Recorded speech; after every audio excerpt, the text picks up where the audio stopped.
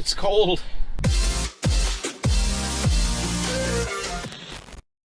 So today's video, cold soaked Model 3. All right guys, so I am starting the day today. It is 16 degrees Fahrenheit out and I'm at 76% state of charge. You see I've got the snowflake there on the screen and you can see the blue line there on the battery. That means that that the battery is cold. And let's see here. I'm going to reset my my today meter here. Let's see, reset that.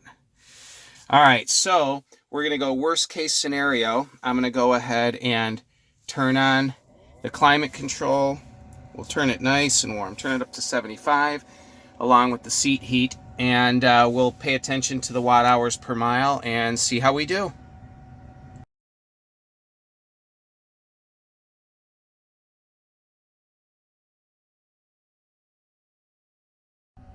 All right, so you can see here by the power meter that you can see that the all the dots there on the screen, I'm limited on my regen to almost nothing, and acceleration is limited as well.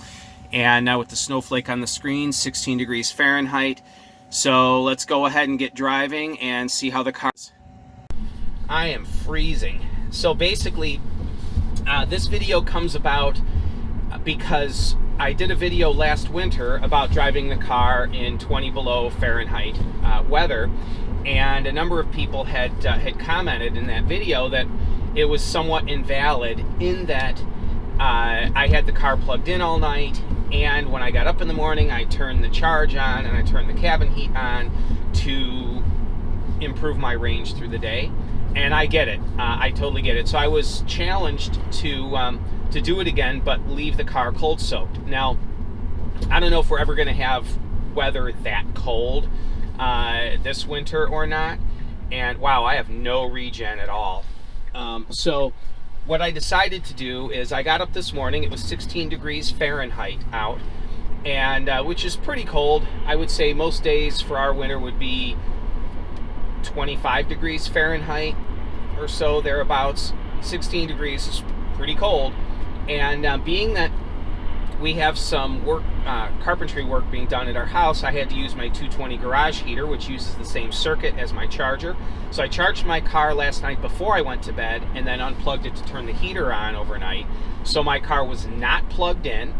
I didn't turn the cabin heat on, nothing. It is completely cold soaked. 16 degrees Fahrenheit this morning. So what I did is I got in my car, reset my today trip meter, and so turn the cabin heat on to 75 degrees Fahrenheit, my seat heat to 3 bacons, and I turn my rear defrost on. So this is really a worst case scenario. This would be, oh, and for those that don't know, I park my car outside. The thumbnail for this video was taken this morning. This wasn't a stock photo.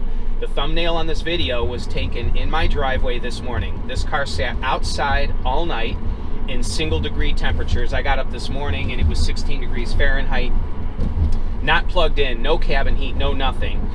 And so this is a worst case scenario, leaving your car all night in the cold, getting out, turning cabin heat on, seat heat on, and beginning to drive just sort of from scratch. I'm also going to do a worst case scenario in that I'm going to do a number of short trips. The best case scenario is to get in your car and drive it consistently, because the cabin heat can bring the cabin to a warm temperature and just has to maintain that temperature. Also, when you park a car and get back in it, the first, I don't know, 5 miles, maybe something like that, are very inefficient. You'll see horrible watt hours per mile for the first 5 or so miles. So I'm going to do some starting and stopping, and I want to see what kind of range that I get out of my car. So right now, since talking to you guys, I've gone 1.6 miles and I'm averaging 641 watt hours per mile. Pretty terrible. But again, this is an absolute worst case scenario. So what I'm hoping to be able to give you guys in this video is a real world worst case, because I was accused of sort of stacking the deck in my favor. starting to get a little warm in here. I was accused of stacking the deck in my favor in the last video by leaving the car plugged in all night and preheating the cabin and turning on charging and all that before I got up and went out there to improve things. And that's true. I wanted to see how good the car would do in such crazy weather. So I was challenged to see how the car would do. Just go outside cold soaked, haven't done anything, and see what the watt hours per mile are. And so that's what I'm doing for you guys today. I'm sure I'll hear in the comments section if there's something I could do to make it even worse. I plan on repeating this test when the weather is even colder, but for now 16 degrees Fahrenheit is pretty cold. I have zero regen. I've got my foot off the pedal. There is no regen showing at all. So yeah, it's bad. The heat's cranked, the seat heat's cranked, the back window defrost is cranked. I've got no regen, the battery's cold, the air is dense, my tire pressure is at 37 psi front, 38 psi rear, just because of the cold. So everything is worst case scenario, really, other than it could be even colder. And again, I'll do this again in even colder weather another day. But so the car is driving just fine. No power steering stiffness, no flat spotting of the tires, nothing like that. So I also want to do some highway driving, which is again worst case scenario, because just driving around in neighborhoods and that at low speed can color the test as well. So I want to go ahead and get up on the highway and put some good highway miles on it. So we'll go ahead and do that now.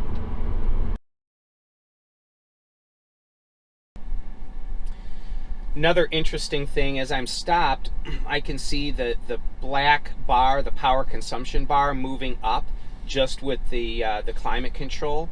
So that is reading power consumption without the car even moving. I find that interesting. I'm currently at 11.7 miles. I'm at 67% state of charge. So I have lost about 9%. I've gone from 76% to 67%, and I've gone just shy of 12 miles, 11.8 miles. So 12 miles in 9%. So we're looking at 1.3 or 1.4 miles of driving per percent of battery charge. I'm at currently 506 watt hours per mile. And it is warmed up outside. It is now 17 degrees Fahrenheit. Hey guys, back in the car. So what you didn't see off camera is I stopped at a customer's house, did a service call, got the sunglasses back on. It's getting nice and warm in the car here. So far I've gone 26.7 miles, and I'm at 57% state of charge. So I've gone from 76 to 57, so I've used 19% of my charge, and have gone, basically I'm at 26.9, so call it 27 miles, and used 19%. So looks like about, say, roughly 1.5 miles for every percent of battery charge. I'm at 479 watt hours per mile. And now I know I haven't driven a huge number of miles, but I wanted to chime in at this stage, mainly because I think that this is going to be a typical duration that people are going to be driving. It seems like somewhere between 20 and 35 miles is about the distance that most people will commute in the morning. So this is about what you could expect. And actually this, I go back to, is a worst case scenario in that I'm doing all the things as I mentioned earlier, but also I stopped for a service call and the car got cold again, got back out to the car and got back in it, which means the first couple miles of driving are worse range and that. So this is really truly a worst case scenario. So right now it's currently 18 degrees Fahrenheit. It's been bouncing between 16 and 18 degrees throughout this drive. And now, so if you do the math, it looks like worst case scenario, 140 miles of range or so on a full charge if you treated the car this way. Now, right off the bat, there's going to be a bunch of haters that are going to chime in and say, see, what a stupid car, this car sucks. Well, again, this is worst case scenario. I'm also cranking the heat. I have it at 75 degrees and cranking the seat heat, and was using the rear window defroster, and you know, didn't have the car plugged in overnight, and didn't turn on the cabin heat, and you know, it's I did everything the worst you could do. And normally this isn't going to be the case. You're not going to be treating the car this way. Typically there are going to be a few aspects of the use of this car that are not going to be done as foolishly as I've been doing them today. But I wanted to show you guys how bad it could be if you really push to make your range horrible. So yes, I'm at 486 watt hours per mile, and so if you wanted to do the math and figure that worst case scenario, if you leave the car out all night, cold soaked, not plugged in, not preheating the cabin, none of that, and get right on the expressway and drive with the heat cranked, you're going to be in the high 400s watt hours per mile, and you can calculate your range based on that. So, but again, that means that you're less than half of the rated range, probably lost, say, 55% of your range if you treat the car this way. But this is something I wanted to do just because I was asked, and so I'm doing it. Now, I have to back up and say there are certain things about using this car in the winter that is far better than, you know, a gas car or whatever. The heat is immediate. I mean, you turn it on and it only takes a minute or so to be pumping heat into the car. You don't have to start the car, hope that the engine starts and warm it up. You just get in and drive it.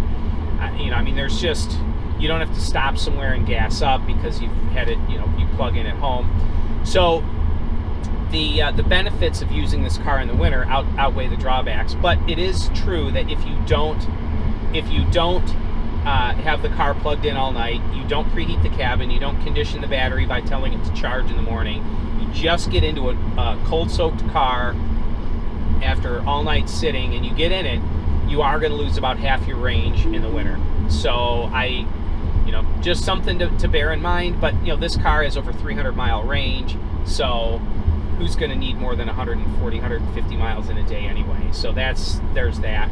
Also, if you're traveling, the supercharger network is close enough that you can still keep charging the car as you go, and the car preconditions the battery on the way to a supercharger with the latest software updates, so the battery ends up being warm, so your range is higher. If you're traveling state to state in the cold weather, your range is going to be better than leaving it cold soaked overnight, because the car will heat the battery to prepare it for supercharging, and the act of supercharging heats the battery even further, so your watt hours per mile will actually improve using the supercharger network versus doing what I did today. So for those haters that are out there, yes, you do lose range in the winter on an electric car, but no, it doesn't mean the car is useless, unusable in the wintertime. That's just not the case. So anyway, this has been a fun video to shoot. I know it's probably going to be frustrating for some people to watch, but I admittedly was seeing how bad the range could be, and maybe I could make it even worse by flooring it everywhere I go. But whatever, call it high 400s watt hours per mile is what I've been seeing. So you can see it's 18 degrees Fahrenheit. We still have the snowflake on the screen, although I have some regen finally. So that's a good thing. I've driven 32.4 miles and have averaged 471 watt hours per mile. So I have full acceleration and enough regen to be usable at this point. So I've got some other cool winter videos planned for you guys. Excited to show you guys what we have happening.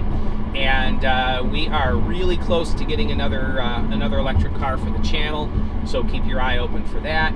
And there's a few possibilities on the board as far as that goes, and my wife is very much on board. She's part of this decision now. Depending on what we get, we may be replacing her Ford Fusion with an EV, so we'll see how that goes, or possibly a plug-in hybrid. I don't know. There's a few good ones out there these days.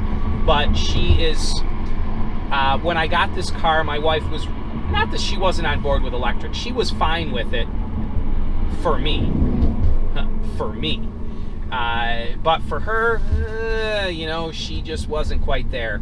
But as I've been looking for another EV for the channel, she's joined in the hunt, and she's like, no, you're not getting that. No, I don't want to see that in my driveway. And I'm like, whoa, whoa, whoa. This is not a car for you. It's a car for the channel, so I can do more content with it. And she goes, yeah, but you've told me you want me to drive it day to day to keep gas out of my Ford Fusion. She said, so I want to have some say in this. Well, that went from her having a little bit of say to, hey, if we trade in the Fusion, we could get an even nicer EV.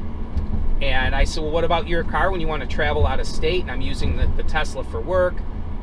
You know, an EV isn't going to get you where you want to go. We're not going to get another Tesla right now. So, but we do have our BMW convertible. And she said, well, I can use the BMW the twice a year or whatever I'm going to be traveling out of state and need longer range. She said, I'm fine with the range that a shorter range EV will provide.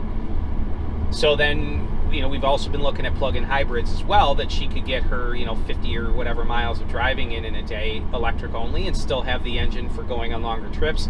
So we'll see how it goes, but there's some interesting choices that we're looking at. So keep your eye on the channel for that. Maybe even as soon as sometime this week, we may be looking at getting something.